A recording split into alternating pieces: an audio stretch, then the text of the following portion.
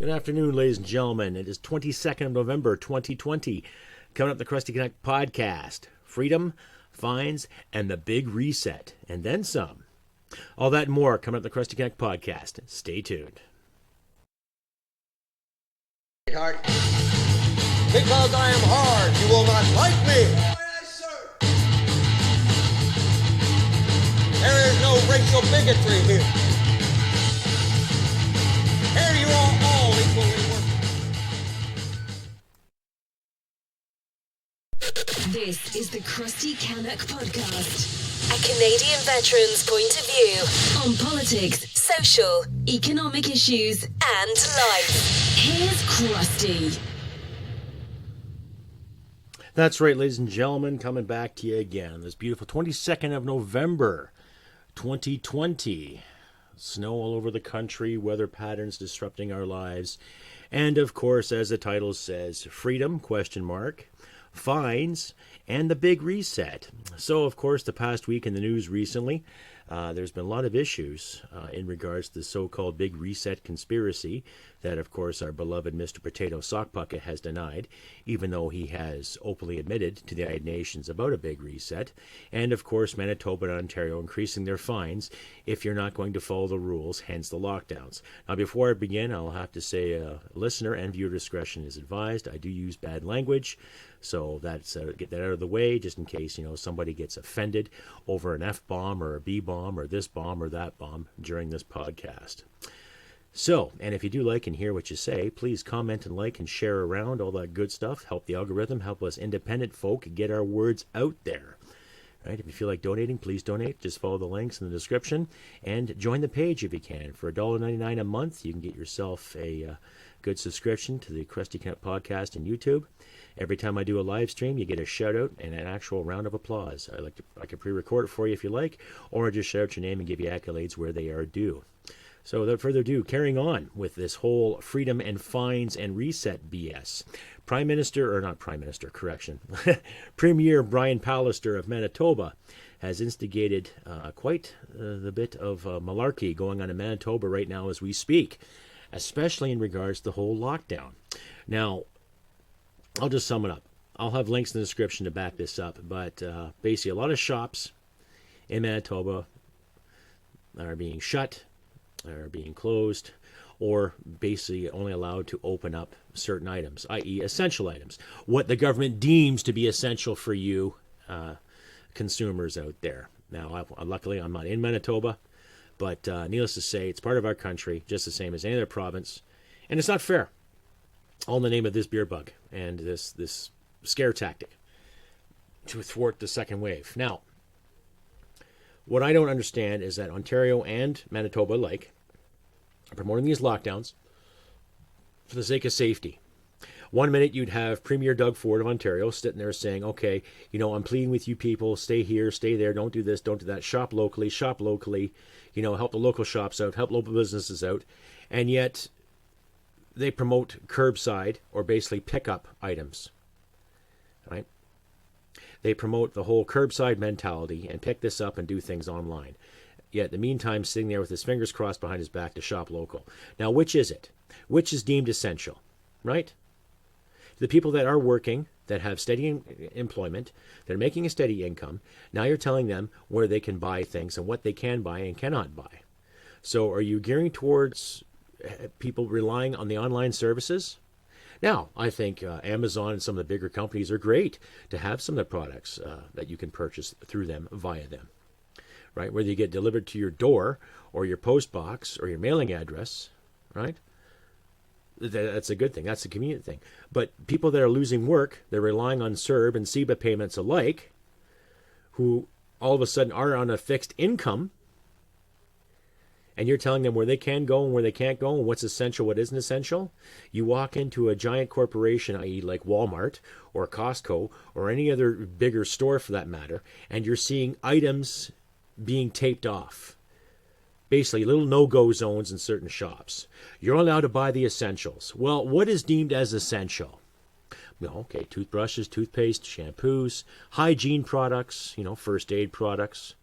What else is essential? It's wintertime in Canada. Okay, So you're blocking off clothing items, i.e. like winter coats and mitts and hats, and the good things that keep you warm this time of year.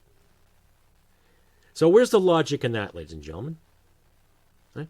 Where's the logic in these leaders? And it doesn't matter what party they represent. It doesn't matter what ideologue they represent.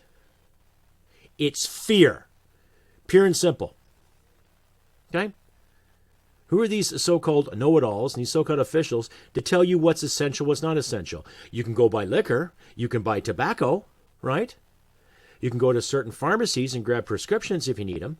But then you go to the bigger shops, especially this time of year when it's coming towards Christmas, what is deemed essential, what's not essential, right? You can decide gasoline's not essential anymore too because the big environmental greeny fucking mandates, that's going to be happening soon, right? The so-called reset, right? And now they're also incorporating fines in parts of Manitoba. I'll leave a link from the True North Media there in regards to businesses being fined to the tunes of $5,000 or more because of the non-social distancing they're promoting. Okay? There are fines going up in Ontario to $750 or more if you're not complying with this lockdown that will be proposed as of midnight tonight. So 12:01 a.m., Monday, 23rd of November, another 28-day lockdown going on in both of these provinces. How is that going to be effective? How is that going to assist? Right? Honestly, tell me what you think. How is that going to assist? You can reach me, CrustyBCanuck67@gmail.com. You can find me on Instagram. Find me on Facebook. You can find me on Wimkin, Parlay, and the MeWe applications. I'll leave all the links in the description. And I'll even incorporate my mailing address, too. If you'd like to send me a letter or two, send me some Gucci swagger or a kind word. We all like to get decent mail once in a while. Something other than that says government and how much we owe. Another reminder of the reality we're living in, ladies and gentlemen. Right? I don't know what you think. I don't know what to think anymore, really. Honestly, after my last episode in regards to what Justin and his infinite wisdom is promoting, especially after Remembrance Day, it's just, wow. Can you say a big soup sandwich? Oh, I think we can. Can you say tomfoolery? Oh, yes, total fuckery at its finest. Here we go again, all in the name of public safety. Now, what gets me with some of these politicians claiming all this, we're doing this for the matter of your safety. How many of them have been caught gallivanting around the country on plane rides and limousine rides, right? How many of them been having the ability to go visit their loved ones and their families alike? They're having that problem in the States right now. The governor of California was caught sitting with 12 or more people in a dining establishment celebrating a friend's birthday. Of course, yes. But, do as we say, not as we do. I was just actually talking to my father today in regards to that. And he's not impressed either. He was in public service for a good part of his life. And he also dealt with a lot of administration, red tape, bullshit, what have you. Do as we say, not as we do, all that good stuff, all in the name of public safety. And now this has just gone all full, rejected, full retard. Pardon my expression. But, everything's getting slowed down. Everything's getting put backwards, right? Which brings me to the point about the whole Great Reset. What exactly is that, ladies and gentlemen? Right? Let's reinvent capitalism. I've dwelled in this in my last episode too before, but why do you have to reimagine capitalism? Reinvent it. Let's reinvent the wheel where we're at it too. And let's reinvent the use of fire, reinvent the use of a sharp pointy stick, reinvent the use of cutlery, reinvent the use of how he's going to scratch our balls and carry on with the day, right? Yeah, okay. Well, where's the freedom now? I can understand, yes, there is a pandemic going around. Yes, there is an issue going around with our health. But the herd mentality, the herd ideologue has got to stop. All right? Where's the government getting this money to print and to help all these other people? It's been the news recently, too, that roughly $1.6 billion of the CEBA and CERB have gone to people, for one, who didn't file, and the people that didn't really need it. All right? Because of government plans, government legislation, buddy after buddy, right? So it's getting more and more difficult every day to trust these individuals with what they say. Okay? Now, my personal political beliefs are basically, libertarian with some conservative values and liberal values and common kindness and goodness to the best of one's ability. Okay?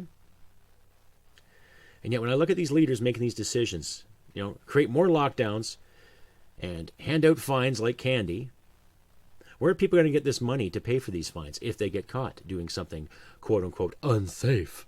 Right? Where are people going to get the extra income, especially the small businesses in Manitoba that have to shell out $5,000 because of hearsay or because some peace officer doesn't like what they're doing, okay? Or some government official doesn't like what they're doing, all in the name of safety. Kind of sounds like what we were taught in history back in high school, right? Where's your papers, yeah? Yeah, where's your papers?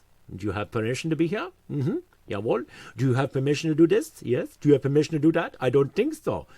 Here's your ticket. Here's your fine. Carry on with your merry way. Eh? Gee, what's that sound like, ladies and gentlemen? Fascism, totalitarianism, communism, you name it. Especially in regards to this great big effing reset. Anyway, here's a word from my sponsors. 1. This is Brian Boucher here, the CEO of Canard Gold Corp. Are you looking to buy pure gold at a good price? Look no further. We have the best prices for pure gold with discounts ranging from $100 off the ounce to $200 off the ounce. This is the right place for you. From 2-gram coins to 400-ounce bricks, we have any quantity of gold you are looking for. We also sell by the ton, but not like your ex-wife. Visit us today at canardgold.com. That's CANUND gold.com. 2015, Lindsay Robbins, like many of her fellow Canadians, was struggling with the turmoil of mental illness. The ups and downs of what she was going through was shaping her realities, and she longed for structure. As luck would have it, that structure presented itself to her in the form of gardening. And through gardening, Lindsay had an awakening that led her to create Produce for Heroes.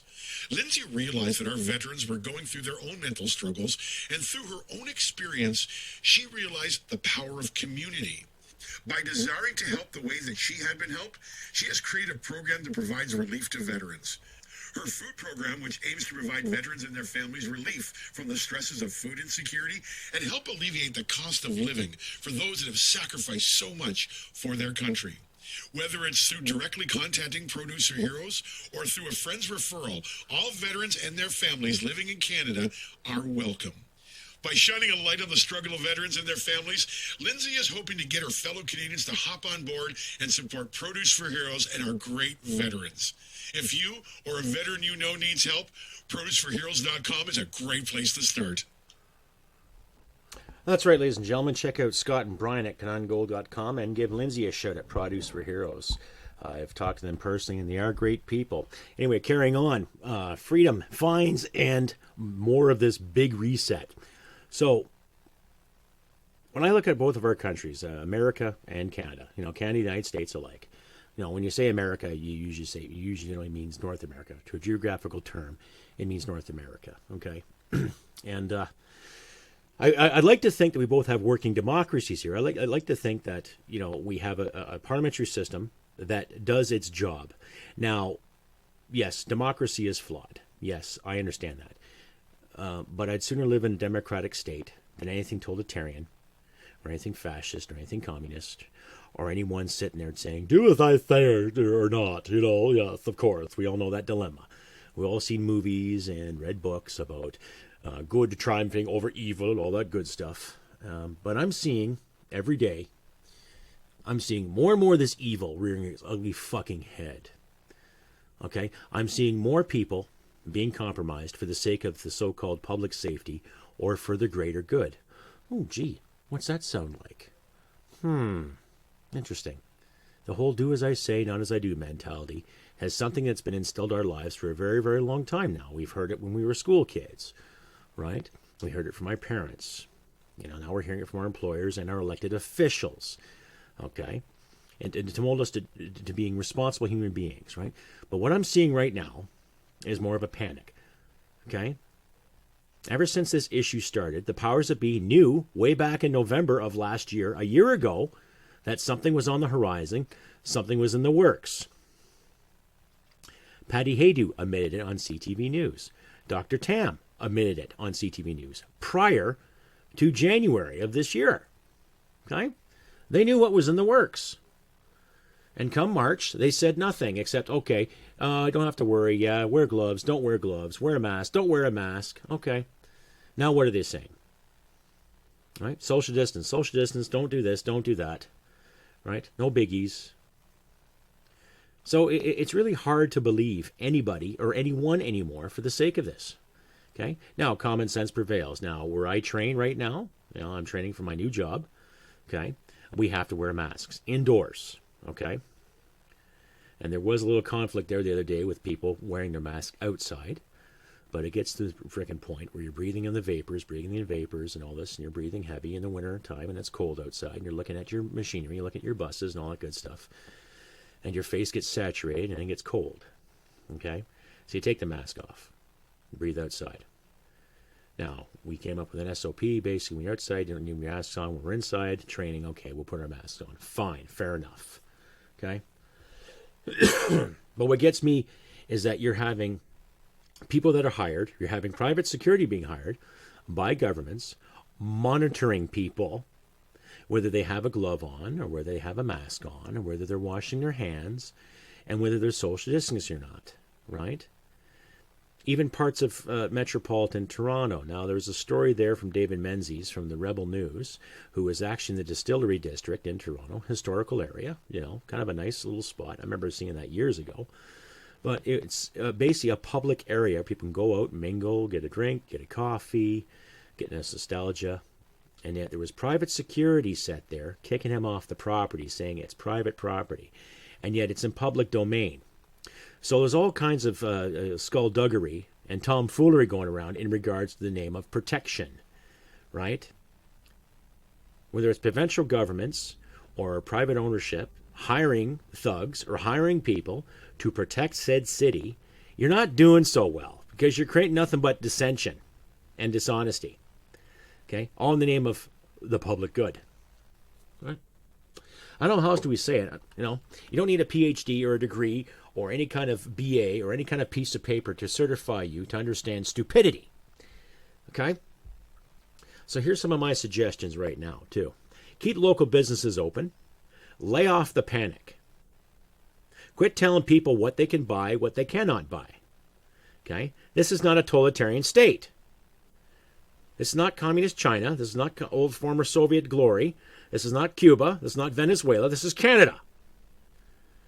Okay? And if you think this is going to help people, no, it's not. Because governments don't have the magic power just to print all the money they want, to expect magical things to happen, and the bad bits go away. Okay? You're denying people the opportunity. Regardless of what's happening, you're still denying people the opportunity to flourish, to thrive, to look after their own safety, and let people do what the fuck they want to do. Shit simple. Okay? And the idea of this big reset,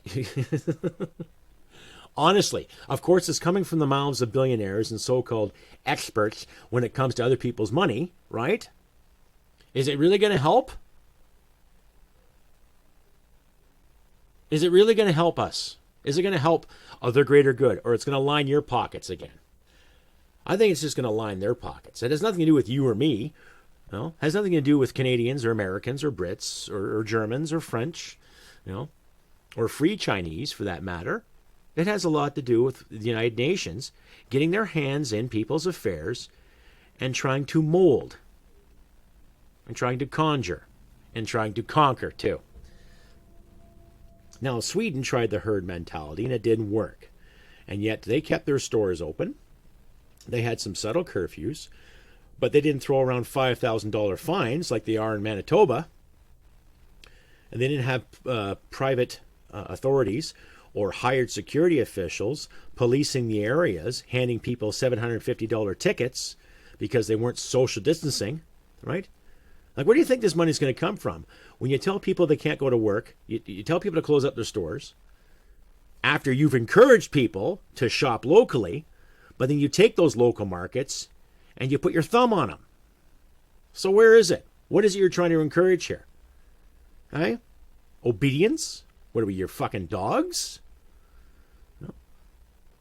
Are they contemplating the same idea out here in Alberta? Why don't you tell me, CrustyBCanuck67 at gmail.com. You can find me on Facebook, Instagram, Wimkin, Parlay. You also find me on Canon.com and Canon Video. And shoot me an email. Send me a comment or two here on the YouTube and Podbean, respectively. Let's keep the conversation going. Let's keep questioning. Let's keep asking the hard questions. Because it's getting to the point where people are going to be backed into corners, and the authorities are not going to like the result here. Okay? And even during this dilemma and these pandemics and these issues, there's still the gun issue in this country when it comes to what was being said and what was being done come May 1st when Mr. Bill Blair and Potato Head and Chrystia Freeland were talking about banning all these guns. Right?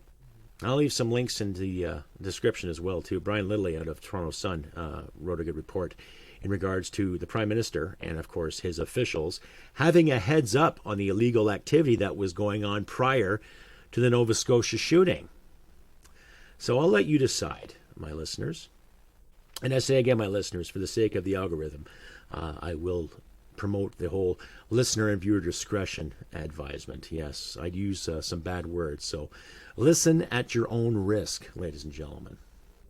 Even though I have said numerous times that my podcast is not meant for children, but I have to put the viewer discretion up there nonetheless. So bear with me in that. But again, freedom, fines, and reset. What's the reset for? Is it going to benefit North America? Is it going to benefit Europe? Even though Britain and Canada did come to a new trade deal right now, which I think is a good thing. I'm more for the Kanzuk issue, but I'll make an episode about that later. But I'll leave a link to what I can for you. But I don't know, ladies and gentlemen, it doesn't look promising. It does not look promising. But like I have always said, we got to keep our chins up. Ask the tough questions. And we can't be afraid to stand our ground when it comes to it, too. Right? We can't be afraid to ask these questions and to hold these people account when it comes to it. And that's the problem I'm seeing with this, because I'm not seeing any great accountability. I'm not seeing any responsibility. Just dictation after dictation after dictation, what to do, when to do it, how to do it. And yet all these cases are popping up all over the place. All these cases. Now, not actual sickness, right? And there's a panic that the hospitals will be overrun and all this other good stuff. They had the same panic back in April, too. And yet you're finding maybe 10, 20 people in certain areas that are in ICUs compared to the populace and compared to the people that had the cases as well. And there's still 85% of the known cases are happening to the poor elderly, which really drives me nuts too, because it puts in question these care homes that the elderly are put in, whether they're provincial care homes or whether they're private care homes. There is neglect and irresponsibility happening on both sides of the fence, which I think has got to stop, really. Because when I looked at my elders, I've always looked at them as people of knowledge and respect. Right? You need to look after them best your ability, because they looked after your sorry ass when you were growing up. Right? It's just common courtesy to return the favor. It shouldn't be an issue, but I guess it is, right? But I guess all the communists in training are getting creamed in their jeans right now because of the big reset. That means, there'll be wealth distribution all over the place. Really? Wealth distribution from who? From middle class to middle class? To all these great engineers and purveyors of the Great Reset, do you think they'll be giving up any of their money for anything? Do you honestly think they will? No, of course not. Because they're the ones putting the plan together. No, they have the plan to keep their pennies hidden, right? Well, people like you, me, my parents, your parents, the people that raised you, people that stood by you, your group of friends and their group of friends, and so on and so on, they're going to be dinged with this, just like we are every tax time, right? Just like every bloody tax time when you send your taxes to an accountant or a private company, or you do the thing yourself with TurboTax, and you cross the T's, dot the I's, do everything that you're told, and then, the program or the accountant will say, you'll get money back for this, or you get money back for that. And about 3 to 4 weeks later, you get a little piece of paper in the mail from Revenue Canada, a blue piece of paper in the mail that states, we've reassessed you, and you owe an additional yada, yada, yada. So basically, you waste all your time spending money on an accountant or spending money on the software to do your taxes for you, just to be told you owe more money. Now, what do you think this big reset's going to do for us? What's it going to do for you? especially people out there that still have gainful employment right now. What do you think is going to happen? Right? Cost of living is going up already because of shipping regulations, because of interprovincial mandates they can't decide with right now. Okay? New carbon taxes, new clean fuel tax, right? How the hell is the government going to change the world? Taxing people into prosperity is not going to change the weather, ladies and gentlemen, right? Al Gore made that mistake, 13 years ago, saying by 2013, the ice caps will melt. Have they? Little Greta Thunberg sitting there saying, how dare you, how dare you? Yeah, she made a point, but then again, she's being a pawn used by a system. A system that consists of her parents and other people again to get rich off the back of her sweat. You know what I mean? So what's that tell you? Right? I believe everyone has a voice. Everyone's saying, okay, there might be an environmental catastrophe when it comes to people making polluting mistakes, i.e. dumping raw sewage, like our Canadian government has done. Right? Denying people clean water, like our Canadian government has done. Not to mention other problems that happen in the States and in Europe alike. Okay? My focus is on Canada, and my country, and the people therein. Right? And this whole thing about where the Great Reset, where Justin said 1 minute it was a conspiracy theory, and yet he openly admitted it to a UN council online talking about it. Right? And Klaus Schwab, who even said so in the World Economic Forum back in 2006. So the so-called quote-unquote conspiracy theory is kind of coming to light. Don't you think, ladies and gentlemen? Okay?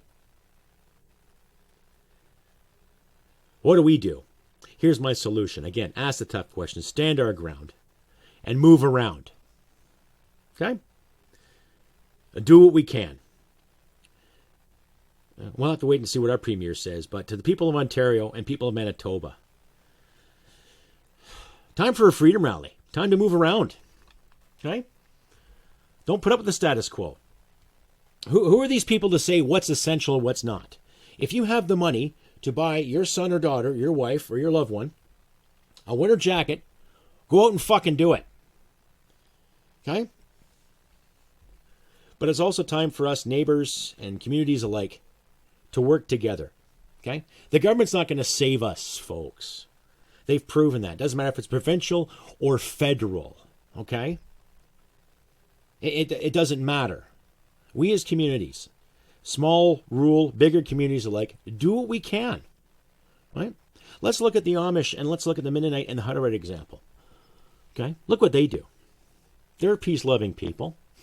They have no qualms with anybody. They don't cause any problems. They don't disturb the peace. They don't protest every time someone hurts their feelings. They mind their business. They look after their own. And yet, based on personal experience I've had with the Mennonites, they have gone out of their way to help communities. Just like that. Lickety-split. New York Minute. Okay? I remember when I was a kid, we had a tornado go through our town.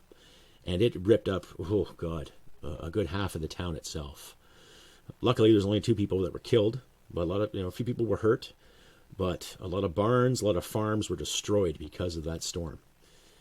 Within 3 days, there were Mennonites from the Kitchener-Waterloo area that came up, and they assisted some of our neighbors. Luckily, our farm wasn't hurt, but we had power outages and stuff, a couple of broken windows, but luckily, we were lucky. But there were some other farmers near that weren't so lucky. We had one farmer who had this big dairy operation. I think he had about 60 head of cattle. Anyway, make a long story short, he lost about 4 cattle, luckily, but his barn was annihilated. Mennonites came up from the Kitchener-Waterloo area, and within 3 days, boom, he had a new barn up. What does that tell you about community, ladies and gentlemen? Now, this is going back to 1985, but I will remember that for the rest of my life. That sense of community and honor and helping your fellow man into the best of your ability, regardless of politics, regardless of language, regardless of gender, regardless of who's the woman and who isn't, regardless of what color or whatever you identify with. There was a good sense of community right there, and it was done. So metaphorically, we're going to have to work together to build each other's barns back up. We're going to have to work together to stand for what's right and what's right for the Canadian people, what's right for our democracy, regardless of the beer bug or not, regardless of the foolish mandates that our so-called elected officials put forth or not. And it doesn't matter if you're conservative or liberal or NDP or Green or Rhinoceros or Libertarian or VCP. Okay? We're going to start working together as a community. Do what we can for each other. Someone needs a bag of rice or a bag of beans. Hey, I'll give you a hand. Someone needs a hand shoveling snow. Hey, I'll give you a hand. Someone needs a few extra liters of gasoline to get to work. Hey, I'll give you a hand. Just simple little things to help each other out. To do the best what we fucking can to overcome this monstrosity they call the government. Because I think more or less every day now, it is more and more of government officials and not so much the beer bug. But these fly-by-night, off-the-handle decisions. Period. I don't know how else to sum it up. I really don't know how to sum it up, ladies and gentlemen, other than we got to stand our ground, period. Okay? Don't tolerate the reset mentality. Don't tolerate the fines. Fight the fines. Rebel Media has a link where they can assist you on getting representation when it comes to fighting these fines. And I'll leave links in the description there, too, for you to decide. And I'll leave links to other stories to this conglomerate that's been going this week. But you decide, ladies and gentlemen. You decide what's right. You decide what's wrong. You govern yourselves. The governments are supposed to be promoting peace, freedom, and security. They're supposed to be protecting people. Not treating us like cattle. Not controlling us. But the examples we have, the past examples we've had the past 5 years have proven otherwise. So like I said, let's look after the communities. Do what we can to help each other. It's that simple. Anyway, ladies and gentlemen, I've been Krusty Canuck on this beautiful 22nd of November, 2020. Christmas is coming up. Right? So let's do what we can.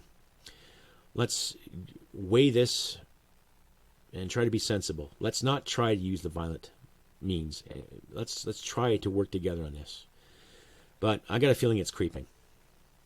Anyhow, like I've said, ladies and gentlemen, on this 22nd November 2020, let's do what we can to persevere through this storm. Keep our wits about us, keep our chin up, all that good stuff. Remember, look after your friends and your loved ones. And let's do what we can to see a new day. And like I always say, ladies and gentlemen, humanity merit wins the day. Take care, and I'll see you next time. And pay attention to my community page for updates. And next week, I will be doing another live stream, so tune into that if you can. So, take care, and I'll see you next week. Bye for now. Sweetheart, because I am hard, you will not like me. Yes, sir. There is no racial bigotry here.